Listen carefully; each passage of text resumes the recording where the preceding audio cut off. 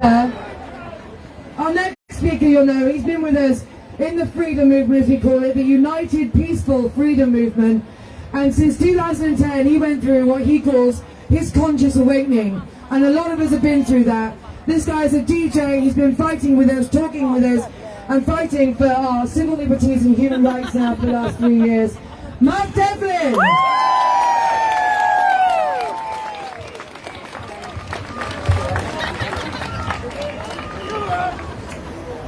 There's a reason why certain phrases have entered into common parlance.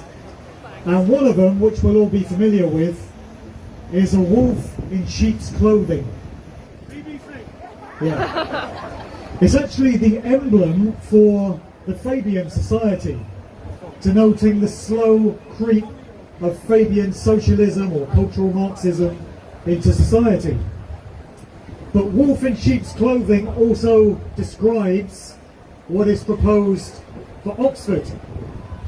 And today is a very important day. History is watching. Yes.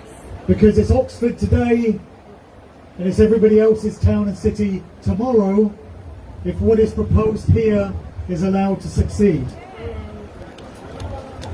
So a wolf in sheep's clothing describes something which appears innocent and harmless on the surface in how it's presented, but is actually deeply malevolent and harmful when you strip away the service. That describes what's going on here, right? Yeah. We can see that what is being proposed for Oxford is nothing about worthy, noble causes such as protecting the environment, zero carbon emissions, sustainable development, and all these other appeals to emotion with which it's been presented.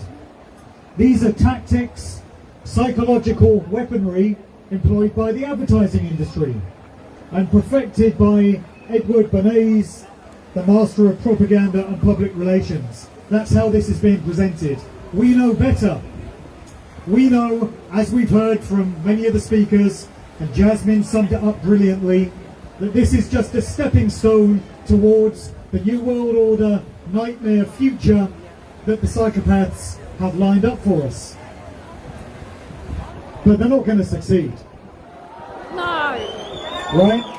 Woo! There's a reason why Oxford has been chosen as the blueprint for all of this. I know a thing or two about this city. I was born here. I grew up in the area. Used to work on Fox FM, for anyone that remembers that, back in the day. DJ'd at the Park End Club. But more recently, I've worked as a private hire driver up until COVID. And I used to have in the back of the car people like big pharma executives, lecturers and professors from the university, and I would hear some of the conversations that went on in the back of the car. Oxford has been selected because it's perceived as a place which is very system-minded, where people listen to establishment sources. But I would suggest that they've made a tactical error with this one, and that they've overreached. And the great turnout we see here today is indicative of that.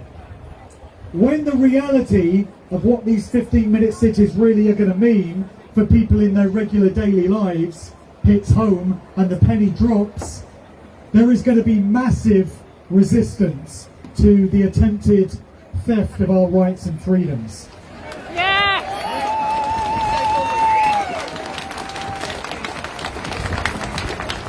In George Orwell's 1984, which seems like a fitting story, the character O'Brien says to Winston Smith, "If you want a vision of the future, Winston, imagine a boot stamping on a human face forever."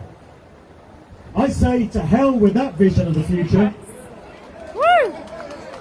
I have two potential visions of the future myself. In one, we're all standing around in a Soviet Cold War era gulag in the exercise yard, looking at each other, scratching our heads, saying, how the hell did we end up here? In the other vision of the future, the one which I prefer, at some point we're all sitting with our grandchildren on our knee, and they're saying to us, Granddad, Grandma, what were you doing in the early 2020s when the psychopaths attempted to take away our future and plunge us into this new world order nightmare? And we can look them in the eye and we can say, sweetheart, I was doing everything I could with every fibre of my being to resist it.